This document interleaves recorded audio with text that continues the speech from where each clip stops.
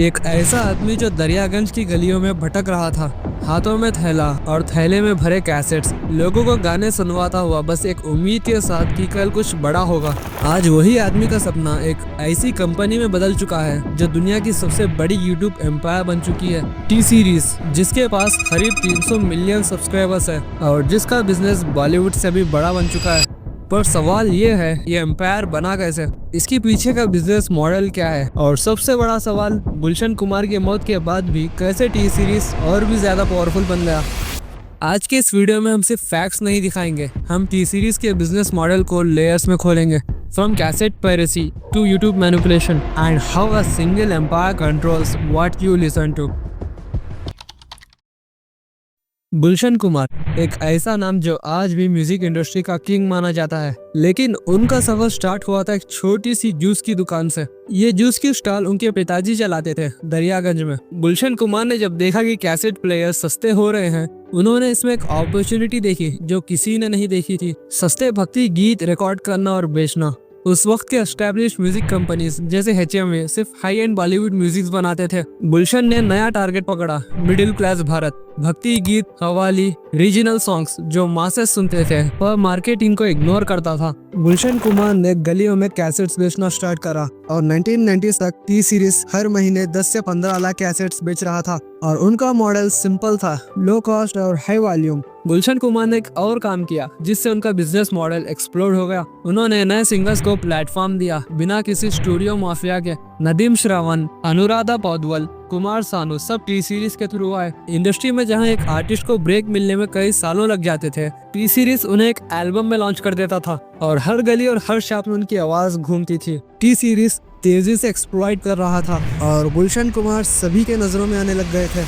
1997 गुलशन कुमार अपनी daily routine के मुताबिक मंदिर जाने के लिए निकले थे, लेकिन मंदिर के बाहर 16 गोलियां चली। ये मर्डर सिर्फ एक इंसान का नहीं था, ये वार्निंग थी उन सब को जो इंडस्ट्री के पावर स्ट्रक्चर को तोड़ने की कोशिश करते थे। रिपोर्ट्स के मुताबिक दाऊद के नेटवर्क ने सुपारी दी थी क्योंकि गुलशन कुमार अंडरवर्ल्ड को हफ्ता देने से मना कर रहे थे और उनका बिजनेस इतना बड़ा हो गया था कि उन्हें कंट्रोल करना मुश्किल हो गया था। इंडस्ट्री के लोग सोच रहे थे कि अब टी सीरीज खत्म हो चुका है, पर यहीं से एक नए फेज की शुरुआत होती है। भूषण कुमार, गुलशन कुमार के बेटे, उस वक्त सिर्फ 19 साल के थे और उनके हाथों में आ गया एक ऐसा एम्पायर जिसमें इमोशंस थे लेकिन डायरेक्शन नहीं। भूषण ने बिजनेस को डिजिटाइजेशन की तरफ ले जाने का डिसीजन लिया। कैसेट और सीडीज का मार्केट खत्म हो रहा था और दुनिया इंटरनेट की तरफ बढ़ रही थी। 2003 से 2010 के बीच टी सीरीज ने सबसे ज्यादा पैसा कमाया अपने वैश म्यूजिक कैटलॉग को मोनेटाइज करके। जब लोग गाने ऑनलाइन से चुरा रहे थे, T series quietly YouTube, iTunes जैसे प्लेटफॉर्म्स पर कॉपीराइट्स रजिस्टर कर रहा था। यह एक मास्टर स्ट्रोक था। जब बाकी कंपनीज पायरेसी से लड़ रहे थे, टी सीरीज पायरेसी को सिस्टम के अंदर ले आया, लीगल बना के। 2011 के बाद यूट्यूब का असली एक्सप्लोशन हुआ और टी सीरीज सबसे पहले समझाई कि यूट्यूब में लोग यूट्यूब सिर्फ कंटेंट के लिए नहीं, म्यूजिक प्लेयर के लिए भी यूज करते हैं। टी सीरीज समझ गया था कि जिसका कंटेंट ज्यादा होगा वही डोमिनेट करेगा और टी सीरीज के पास कंटेंट था हजारों गानों का। टी सीरीज ने डेली मल्टीपल वीडियोस अपलोड करने शुरू किए, अलग regional languages, lyrical videos, covers, devotional content. Algorithm confuse हो गया और प्रमोट करता गया। टी सीरीज धीरे धीरे ग्रो कर रहा था। 2018 में यूट्यूब पर एक ऐसी लड़ाई छिड़ी जिसमें न बॉम्ब्स थे न पॉलिटिक्स, बस एक स्वीडन गेमर और एक Indian music empire. PewDiePie YouTube का सबसे बड़ा इंडिविजुअल क्रिएटर था, लेकिन टी सीरीज ने जब यूट्यूब पे अग्रेसिव अपलोडिंग और SEO का यूज करना शुरू किया तो एल्गोरिथम ने उनके वीडियोस को पुश करना शुरू कर दिया। इंडिया के टायर 2, टायर 3 सिटीज में भी यूट्यूब एक्सप्लोर हो रहा था। डेटा सस्ता हो रहा था बिकॉज ऑफ जियो रेवोल्यूशन और लोग हर दिन टी सीरीज के गानों पे क्लिक कर रहे थे। एक तरफ थे PewDiePie के fans, memes, campaigns, Elon Musk tweets और दूसरी तरफ था T series silently uploading 20+ videos in a day. आखिर में टी सीरीज जीत गया और दुनिया ने देखा कि कैसे कॉर्पोरेट कंटेंट इंडिविजुअल क्रिएटर्स को पीछे छोड़ सकता है। और टी सीरीज का डार्क साइड भी है। यूट्यूब का कंटेंट ID सिस्टम एक ऐसा टूल जो ओरिजिनल कंटेंट क्रिएटर्स को प्रोटेक्ट करने के लिए बनाया गया था, लेकिन अब ये एक वेपन बन चुका है। टी सीरीज के पास 1,80,000 से ज्यादा कॉपीराइटेड ट्रैक्स हैं। अगर कोई यूट्यूबर 5 सेकंड के लिए भी उनका सॉन्ग्स यूज करे तो टी सीरीज पूरी वीडियो का पैसा ले सकता है।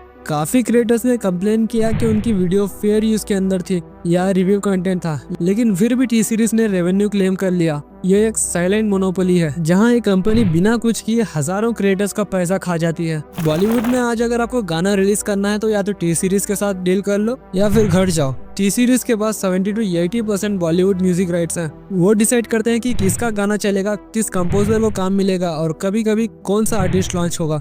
रिपोर्ट्स के मुताबिक टी सीरीज के कॉन्ट्रैक्ट्स में ऐसे क्लॉज होते हैं जहां आर्टिस्ट को फुल राइट्स छोड़ने पड़ते हैं और अगर वो मना कर दे तो दूसरा सिंगल ले आते हैं। पावर इतना ज्यादा सेंट्रलाइज हो गया है कि क्रिएटिविटी का दम घुट गया है और बॉलीवुड सिर्फ एक म्यूजिक कार्टेल बन चुका है जहां टी सीरीज का राज है। टी सीरीज सिर्फ इंडिया में ही नहीं पूरी दुनिया में अपना नेटवर्क फैला दिया है। जहां भी इंडियन डियास्पोरा है वहां टी सीरीज टॉप चैनल है। उन्होंने लोकल लैंग्वेजेस के लिए डेडिकेटेड टीम्स बनाई और गाने बनाए जो कल्चर स्पेसिफिक हो। यही रीजन है कि वो एक ग्लोबल कंटेंट फैक्ट्री बन चुके हैं। आज टी सीरीज सिर्फ एक म्यूजिक कंपनी नहीं, ये एक $multi-billion कंटेंट कॉन्ग्लोमरेट है।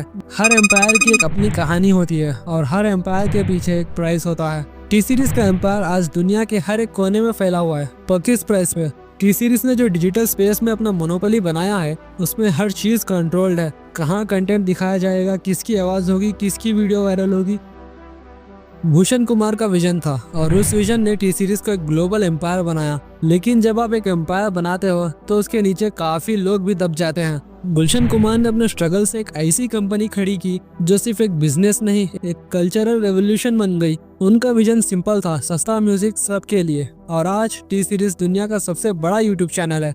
करीब 300 मिलियन सब्सक्राइबर्स, हर महीने हजारों करोड़ों में व्यूज। सिर्फ यूट्यूब से ही टी सीरीज की एस्टिमेटेड मंथली रेवेन्यू 100 करोड़ से ज्यादा है और ओवरऑल कंपनी की वैल्यूएशन 7,000 करोड़ के आसपास पहुंच चुकी है।